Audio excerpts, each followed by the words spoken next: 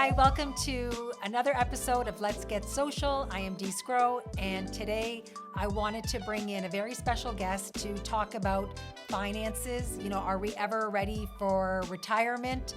Do you need someone to talk to? Or even, you know, what age you should start getting your financial planning in progress. So today we have my very good friend, Jay Daleo, who is a financial planner with IG Wealth Management. Thank you for being here, Jay. Yeah, thanks, Dee, for including me. I appreciate the invite for sure. So where I wanted to start off is why do we need, we were never taught finances when we went to school. My parents never taught us.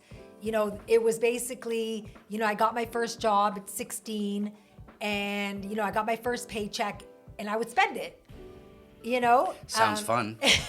Exactly. And, I didn't have the responsibility. I was pretty spoiled, growing up where I didn't have to pay my mom to live there, pay for groceries. She took care of us. But what is the right age? Because my daughter is now working and she works a lot of hours and she makes pretty good money because she's available to work all these hours. Yeah.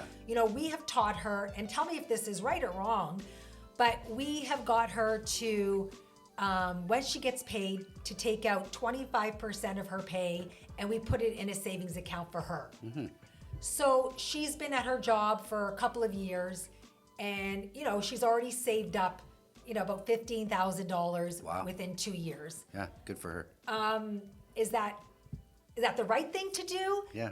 Or is this the time where we get her connected with somebody like you and say, you know what, let's start with here. I know everybody's different, like you were saying. Yeah, everybody's different. I mean, there really is no general advice except for every paycheck that you earn, no matter what your age is, you should pay yourself first. And then whatever is left after you pay yourself, that is going to be short-term emergency savings and long-term savings. Both of those are very key. So you have to understand everybody's personal situation to understand what that would look like. And then you have whatever the remainder is. So if it's 25% that works for you or for your daughter right now, then you have 75% that's left that you would run your life on. No different than when you're doing stress tests for mortgages for people. Yeah. And you take a look at the total debt ratio. It's the same when you're trying to figure out how much you should save. And, one of the things that's different about us, I'm a financial planner. So, yes, I invest money. Yes, I work with insurance and mortgages and all that kind of stuff. But, the first thing you have to understand when you're saving your money is you have to have an idea of how much you should save. Are you saving too much? Are you saving too little? You can't save everything that you earn. You have to live. You have to spend money. Yeah. Otherwise, why do you go to work, right? Yeah. So, when I take a look at it and I work with clients, I help them figure out what their goals are on where they need to get to be, and then we work backwards from that. So, and the funny part is when you bring someone in and I meet with them the first time, I say, how much money are you going to have in retirement? And they say, I don't know. Well, that's a good question because I don't know. And like you said, you pay yourself first. Yes. But I'm going to be honest with you. When I get paid, the first thing I do is pay my bill. Yes. I pay my MasterCard bill. Yes. And I'm like, geez, I just paid a $600 payment. Why didn't I pay myself $600? Well, is it because we're programmed from young to just pay your bills first? Well, it's consumerism, right? I mean, we like to buy and we like to spend and we use credit. And there's nothing wrong with that, but there's good credit and there's bad credit. Right. And, some credit cards are great because I know people that live on their cards and pay them off in full, but they want to collect the points because they use it for trips and all that kind of good stuff, right?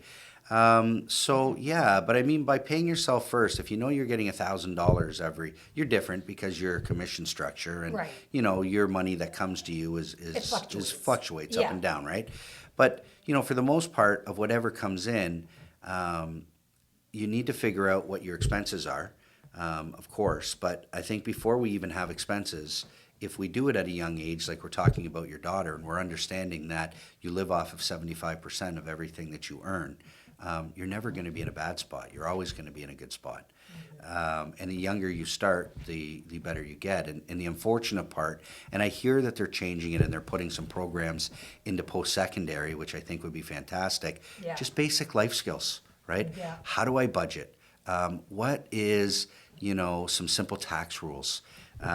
What if I saved a certain amount of money? How much would I need to save if I want to retire at 60 or 65? There should be some basic understanding that we, and you and I'm assuming I'm a little bit older than you, probably a lot, but, we had grade 13. So when we were finished grade 13 and we went to university, like you were 19. Yeah. I'm sending my daughter off to university who's 17. Right? I mean, there's a big difference, and they really have no idea, which means they're graduating earlier. Yeah. And then they're getting into the real world earlier. For and sure. and so now you have to sit in front of somebody and negotiate what your paycheck is going to be. Yeah. So you say I make $50,000 a year right out of school. That's fantastic. But you don't know what the tax implications are on that, right? Until you get your first paycheck and you go, how come I just lost $800 on my paycheck? Yeah. Well, it's called taxes. And this is what goes to CPP, and this is what OAS is, and this is unemployment tax, and this is your personal tax. And it's too bad that we don't educate our kids a lot younger.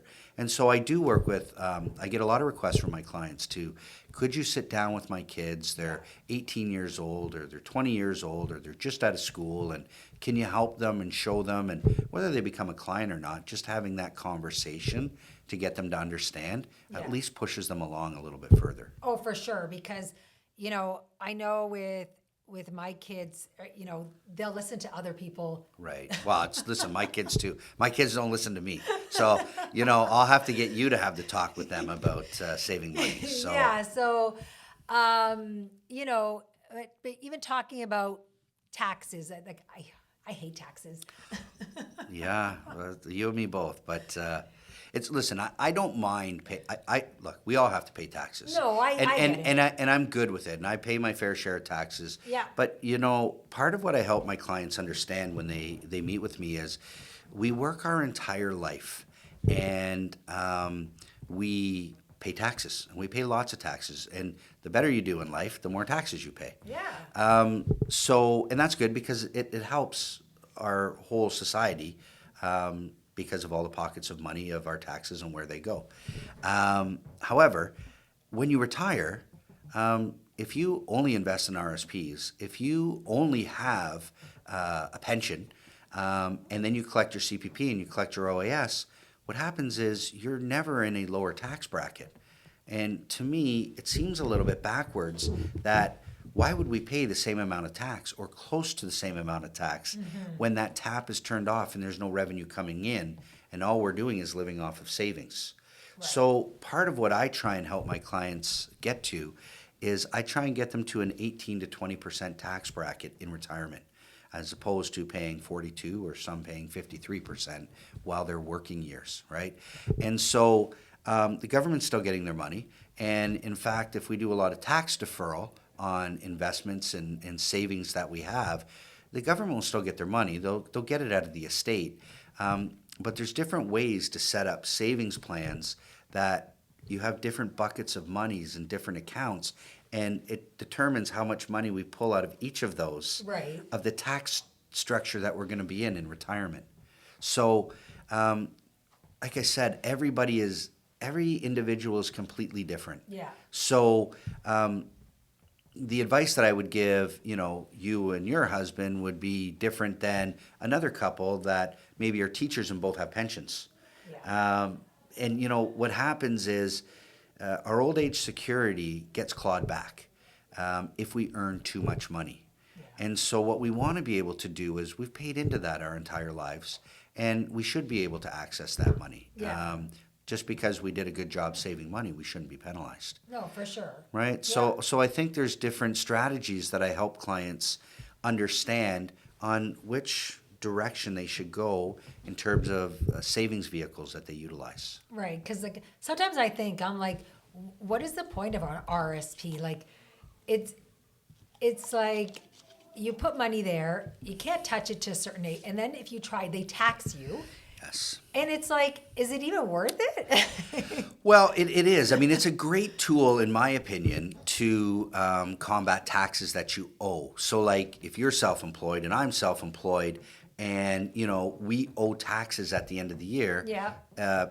For an easy sort of understanding, if we owed $4,000 in taxes, we could write a check to the CRA for $4,000, and they would say thank you, on top of everything else we paid them. Or we can pay ourselves $8,000 into our RSP account, and we would owe the government $0. Okay, so this is what I wanted to. I'm glad you said that, because I wanted to ask you about that. So Yeah. when I got my tax bill on my income taxes this year, Yep. it was a pretty high amount. Yeah. Had I Oh, good for you. no, not good for me. Oh, well, it means you did well, though. But No, yeah, but yeah, you owe a it's lot like, of money in tax. The problem I had with that is, how can I lower? So you're saying that because I have RSPs, right? Mm-hmm. If I put in more money into my RSPs before the cutoff date, Yep.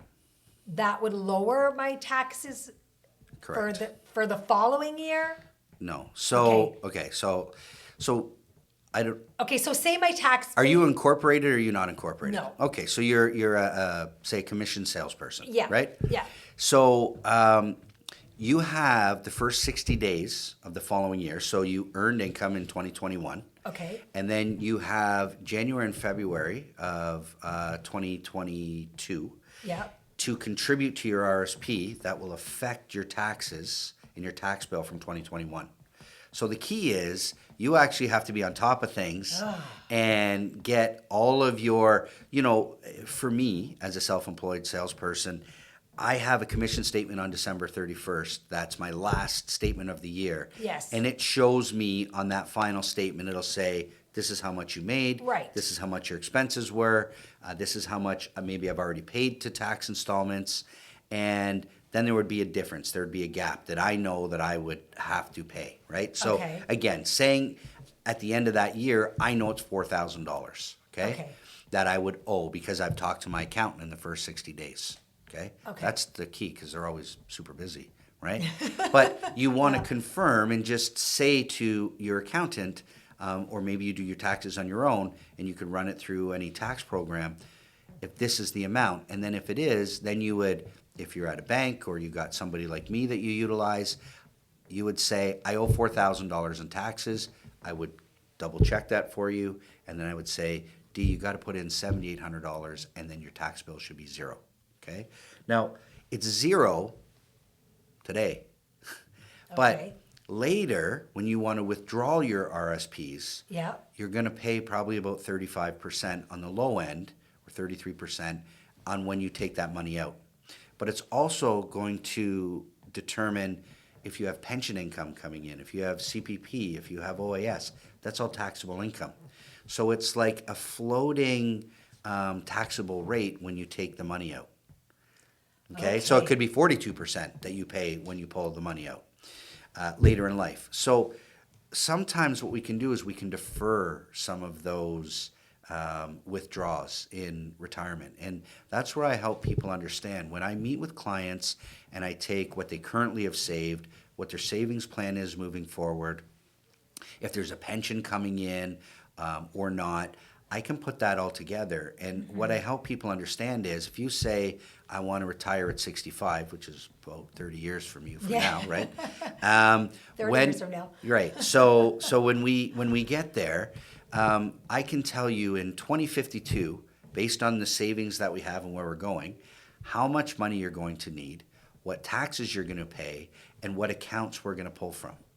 And when I meet with people, they say like, wow, that's amazing. That's crazy. Like, how can you do that? And my first thing that I think about is, how can you not know that, right? Like, it's our life. Like, no one's going to change it. If we don't take control and understand how much we need to save and what's the tax position we're going to be in, that's what's going to determine how much money you have to live on. Not to mention, if you have kids, how much money do I want to leave my kids when I retire? Yeah. Right? So, I mean, all that stuff comes into play. And, I'm a big proponent of real estate in people's portfolios, right? And as you know, I do some real estate seminars, Yeah. like we've done, Yeah. with mortgage brokers and real estate agents. Yeah. And it's funny because I stand up there in front of the people that the mortgage agents bring and the real estate agents bring. Right. And it's called Real Estate and Wealth. And I start off by saying it's funny because I'm a financial guy who only deals in the stock market, not in the real estate market. But I'm telling you guys you should buy a rental property or you should upgrade your house.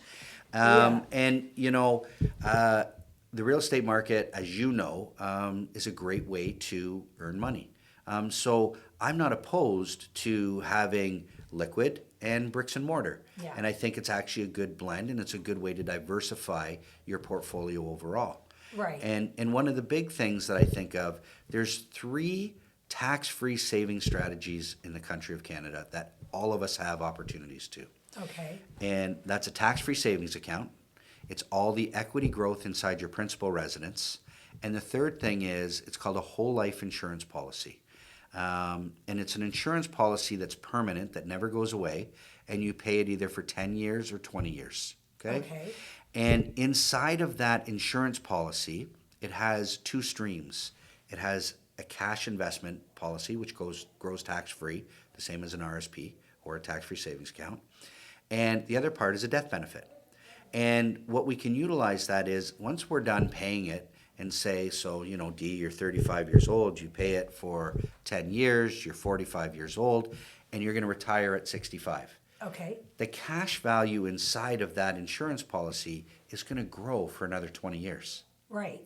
You can access that money tax-free in retirement. Really? So it can be another savings vehicle that you can utilize. So if you had a whole life insurance policy, if you had a maxed out tax-free savings account, the government sets how much you can contribute every year. Mm-hmm. Everybody has $81,500 of available contribution room to date since 2009. And this past year, the past 2 years, has been $6,000 a year. So if you invested in a whole life insurance policy, paid it for 10 years, and you maxed out your tax-free savings account every year, and let's say every 5 to 7 years, which I understand is probably the average, that you should continue upgrading your personal residence or moving.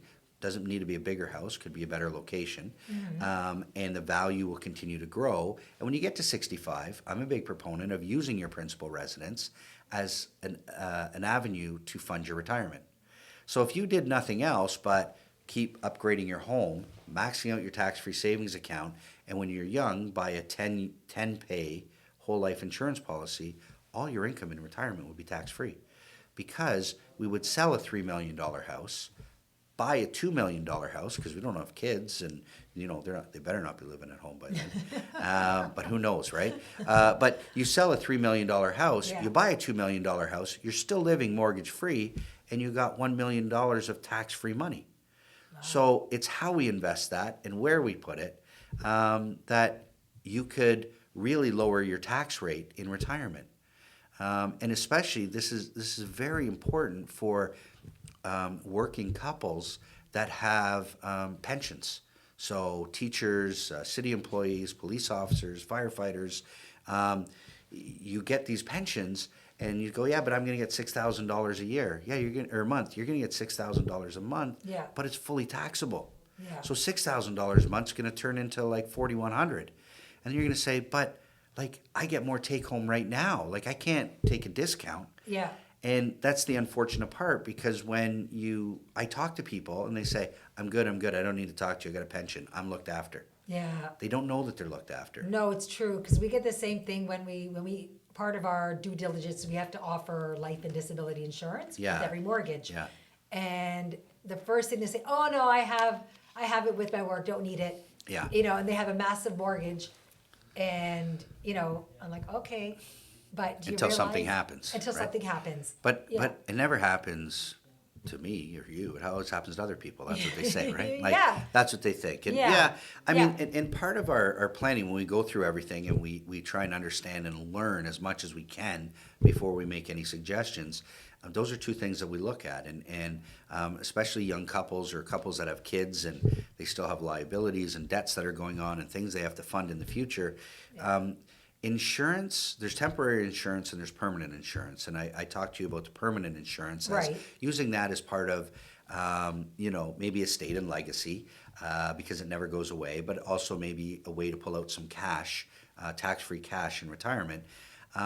But there's the short term, which is the term insurance that we would sell to cover a mortgage. But what always gets left out is replacement income or survivor income. So if a couple, one of them passes away, whether they're the breadwinner or they're not the breadwinner, did you rely on that income? And if you did, how do you replace it? Yeah. So we do thorough insurance analysis to educate anybody that sits in front of us to say, here's all your expenses that you told me about. Here's what all your needs are coming up. Here's like large liabilities like your house. And it puts it all into consideration and says, here's the insurance you need and for how long you need it for. Right. Right? And that's just it's usually the guy that says, we don't need it. I don't believe in insurance. Okay. But listen, what happens if you die? And when they start to talk, I say, hold on a second, you're dead. Now I'll talk to you and say, tell me how you're going to deal with this because he didn't believe in it. Do you believe in it? And, you have to kind of go through that No, for sure. to get people to understand what's going on. Or, you probably get it all the time too. No, I got it in my group benefits. I'm good. I got all the insurance I need. All the time. Yeah, I go, okay, well, bring me your booklet. And then they bring their booklet, and then I highlight for them. And it says, I go, how much do you make? They say $200,000 or $100,000 a year. Right. Okay, great. Well, this pays 2 times your salary.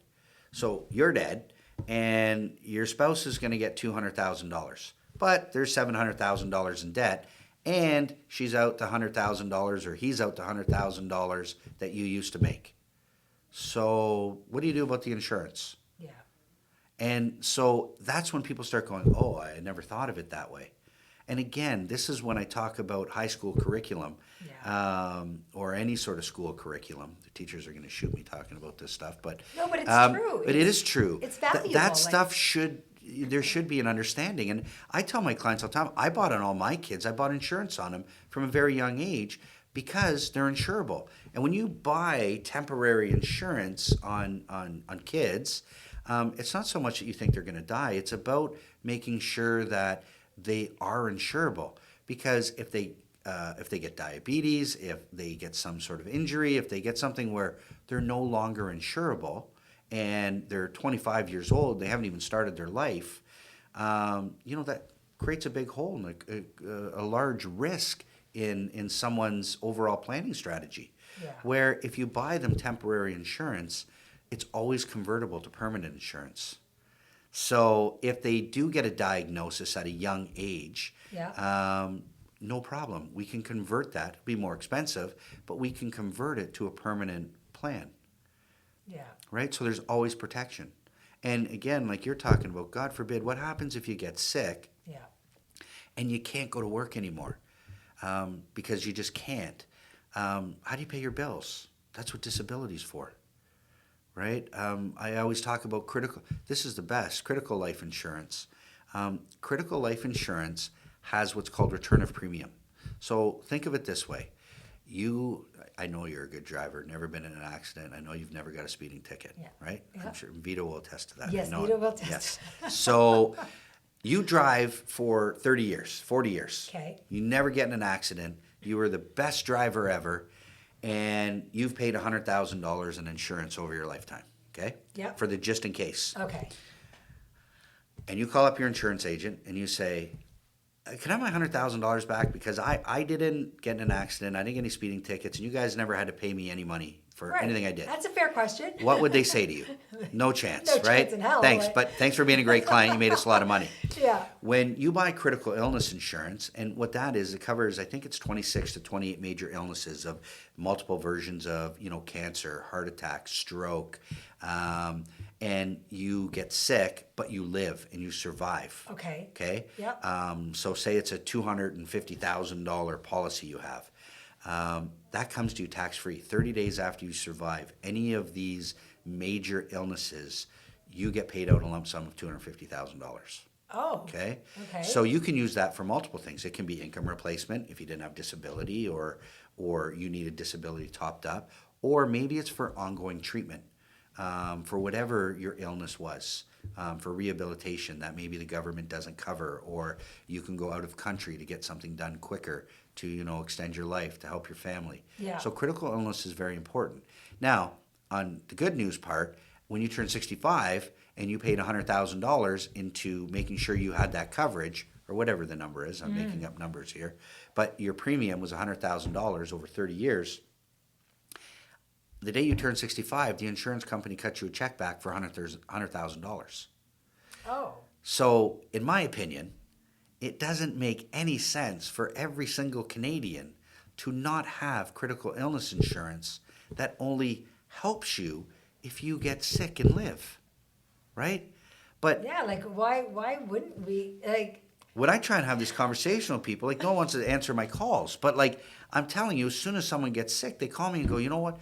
We should have bought that. Like, all the Bob, time. Bob had a heart attack and, he survived, but he's not going to go back to work for a year. Oh, so what do you want to do? I'm going to have to redeem some of my retirement money. I guess that means I'm going to have to work a little bit longer. Like, these are real conversations I have. Yeah. Right? But it's not because I don't go through all the scenarios in the beginning, but it goes to, this to me would fall in the pay yourself first category. So there's expenses that are necessary and there's expenses that are wants, right? Like, Yeah. I want to drive a Mercedes. Yeah. I could probably drive a Honda, right? No, it's true. And I could take that difference of the money and fund and protect everything that I need in my life. Yeah. And later in life, I don't know, maybe they call it a midlife crisis or a later late life crisis, but that's when you go get the Mercedes or the Corvette or the whatever you want, because Yeah. you've protected yourself, you protected your family. I know. I don't know what it is. It's like people will spend $30-$40 a month on coffee, or they'll go for. I went for lunch the other day and it was like $90. I bet you paid, didn't you? Actually, no, I didn't. What? No way. That's crazy. Okay. I but I do pay back. Yes. Yeah. But it's so easy to just spend on things that make you feel good in that moment. Of course. Right? Of course. And to think that I have to pay 60, 70, 80 bucks a month every month for something that down the road is going to benefit you. Yeah. I think that's challenging for a lot of people because they're like, oh my God, now I got to pay top of my mortgage payment. And this is a tough sell for us sometimes because they're like, I got to pay already $1,500, $2,000 a month for mortgage, then property taxes, then bills. And now I got to incorporate another, $100 a month. But you don't realize how important it is until you get to that other side of, do I have insurance? You know what I mean? I should have bought it. Because we've had people call us back and say, you know what? My husband, he was 30 years old. He had an accident, he died. Yeah. And now I have a mortgage for $550,000 and how am I going to pay this? Okay, well, you didn't want to take the insurance. Yeah, you declined. You declined it because you said that, I don't need it because, you're in your 30s and you never think anything like that's going to happen to you, right? Of course, yeah.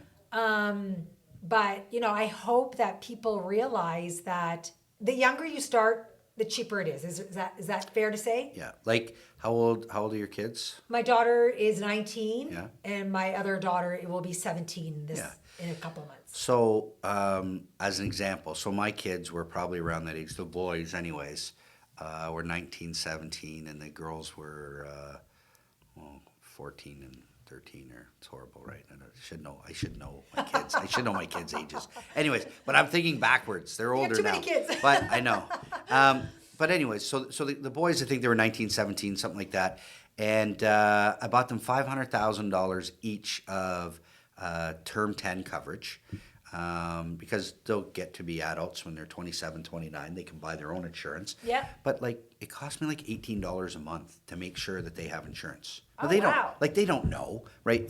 Why are you buying insurance on me? You don't need to know. I'm doing it because I'm the parent and this is what I do, right? Yeah.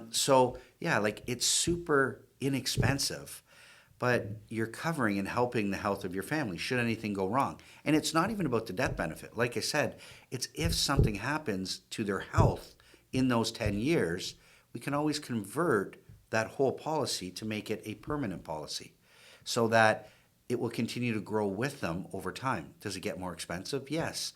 But that's what you do with your family if there's something that goes sideways, right? Yeah. And that's why you also save your money. You have short-term expenses, you have long-term expenses in terms of savings, right? Right. So, and like you say, when people are making these decisions, and I think this is part of the reason why we do these seminars, or I mean, I hate calling them seminars because everyone goes, I'm not going to a seminar, like boring, boring, right? yeah.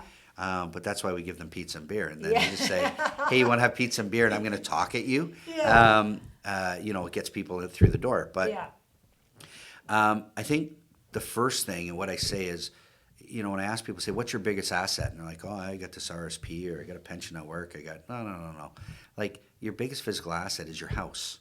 So when you understand the equity and the value in your house and how that's going to get paid down over time and how you can continually upgrade that house, that's what gets people sort of to really think about where they should save their money. So like, I'm saying, yes, everybody should save, at the very least, you should save your $6,000 a year in a TFSA. Okay? And if you did that for 25 years,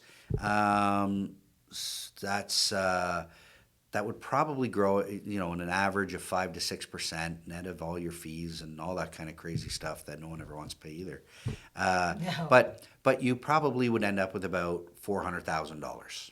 So if there's a couple and the spouses each did the exact same thing, you're looking at about $800,000 of tax-free money, which in an RSP you'd have to save about $1.5 million to get that same $800,000. So I should be taking out my money that I have in my high interest savings It account. should be in a tax-free savings and transferring it over to a tax-free is what you're saying, account. Because you'll never get that T4 that you were talking about. Yeah, well, I was shocked when I got a T4 slip. I said, "What's this for?" And it was for my money I just put in there. That's just my high interest because it sounds so good. Sounds good, 2%, 3%. Yeah. So you get 3% a high interest savings account, but when you're opening it with the teller at the bank, they're not telling you that you're basically going to get 1.5%, and the other 1.5% you're going to get a tax bill to pay. No, right? no one ever told me that. So, part of the reason that we, when we sit down with people, is we help them understand cash flow management. So what are your expenses that come in and what are your expenses that come out? Right. And what I ask my clients to do, it's boring, but go back through the last 3 months of your bank statements and your Visa statements and your MasterCard statements and the Amex that, you didn't tell your spouse you had. Yeah. And go through it and, highlight everything and put them all in categories of, where it went. And you're going to notice what you're either left with or you're still in debt with. And as we sort of go through that process, that also helps you understand what house you can buy and how much of a mortgage you can afford. Okay. And then, does my disability, or if something happens to me or my critical illness, does that help me keep paying my mortgage? Right? So there's different things that we help people understand. And they say that it takes 3 months to form a habit. I actually think it's 6. Because if you can get through 6 months of watching your expenses and saving your dollars, and you get through 6 months of doing that, and you're diligent in doing it, it will never phase you or affect you moving forward. Yeah. Right? Yeah. And you can earmark on what you want to do. Well, we want a new kitchen and we want to renovate the house. Maybe you want to sell the house and move to a bigger house. And we go back to that plan that we created for you and say, yes, you can, or no, you can't. And so if I'm saying to you, Dee, make sure you save $500 a month in your tax-free savings account, that's $6,000 that you're allowed to save. And outside of that, I send a client to you that in that same scenario, and they say, how much can I get a mortgage for? To me, that's step 2. Step 1 is talking with me, going through that process. Right. And understanding what your available money is that's left. Yeah. And then saying, okay, I want a bigger house, but I understand I'm actually going to sell this house at a certain age. So, yeah, I'm going to save my $6,000 over here. But the extra $1,500 it costs me on my mortgage a month, it's okay because that's the money that I'm saving that's going to be the equity that grows in the house. Right. Right? Yeah. And so that's where when we're going to sell that $3 million house for a $2 million house, and you have $1 million tax-free Yeah. at retirement, that's where that extra savings went. Right. So sometimes it doesn't mean just putting money into a regular bank account, Yeah. right? Or a savings account, or your TFSA, or, taking long shots on stocks to try and, Fast cash. yeah, like it doesn't work, Yeah. right? I wish it did. I wish it did too, but yeah. it doesn't work. No. So really everything I believe starts with a plan and an understanding of what your income is, what your expenses are, what the goals are for you and your family for retirement, sending kids to school, paying for weddings, all that kind of good stuff. And Yeah. we should all have those answers. And I won't say 10 out of 10, but I'll say 9 out of 10 people that I talk to Yeah. don't even come close to having those answers. Yeah. And you know why? Because it's avoidance. And what do we do when we don't like something? We avoid, right? Well, it's not actually a philosophy session, but it's true, right? No, but it the is things true. you don't like to do, Yeah. we avoid, or we put off, or we procrastinate. Yeah. And so, I don't really want to fill up my $6,000 TFSA because I really like to go to the Bahamas in the winter, and I need the $6,000 for that. Yeah. That doesn't work. It doesn't work long term. So how do we do both? How do we save, and how do we go on a trip? So that's where they call you, Right. And then we go through and everything. you go through everything, Yeah, right? yeah. Yeah. So, which is amazing. You know what I mean? Because, like I said, I brought my mom in. I didn't know Yeah. what to expect, and I was pleasantly surprised to see you had it all on. What do you call it? Like Screen, like, TV. yeah, and everything was there. Yeah. And it was an eye opener of saying, you know what I mean? Because Yeah. I'm like, oh, why go see a financial planner? What's the Right. point? Well, yeah. Like when we're boring. Yeah. Yeah. What value can they actually Exactly. add? Like I know the money that comes in. This is what people say, right? Yeah. And I have to tell people, listen, just humor me. Yeah. Right? Do me the favor. Come and sit down with me and listen to what I have to say. Yeah. And if you're comfortable giving me some of your numbers and on your life, but I'll just show you an example of a sample plan. Yeah. And if you already have all this organized and you have all the answers, you don't need me. Yeah, and this is what I love about you, Right. Jay. And like you're so personable. You make everybody feel welcome. Yeah. I don't know a lot about. I know a lot about mortgages, but I Yeah. don't know a lot about your type of business. Yeah. And sometimes I feel like I'm asking such a stupid question, but you never make it feel like. Well, there's no stupid questions. like, you don't you know what I mean? Yeah, but you don't know what you don't know, and it's not your fault, and it's not anybody else's fault. No, but it can be It's- very intimidating. I know. When you're at a certain age and you're like, how do you not know this stuff? Well, see, this is the main problem. Yeah. Is it's the avoidance, and then it becomes into embarrassment, right? Because the person I'm talking to, we're similar age, and they say, "Oh yeah, I'm good. They're not good. They could be good, but they don't want to come in and they don't want to figure it out. They just go, well, that's life, and that's how it's going to go. Yeah. But that's not the truth. The truth is, I know and I fully believe that every person I meet with, I can change the impact of their financial future. I know that 100%. There we go. And it just takes someone to come in and listen to what I have to say, Yeah. and then collect the information. I'll say, here, I'll put it all in. And even if you say at the end of the day, I mean, of course, if I'm sitting with you and talking to you, I, of course, would like you to be my client, but not everybody can be my client, and not everybody wants to be my client. Yeah. But if I can at least help somebody understand what they need to do to get to a better position or to get to their goals, and they're comfortable and confident doing it on their own, investing on their own, or whatever that happens to be, that's okay too, Yeah. right? Like, that's my role.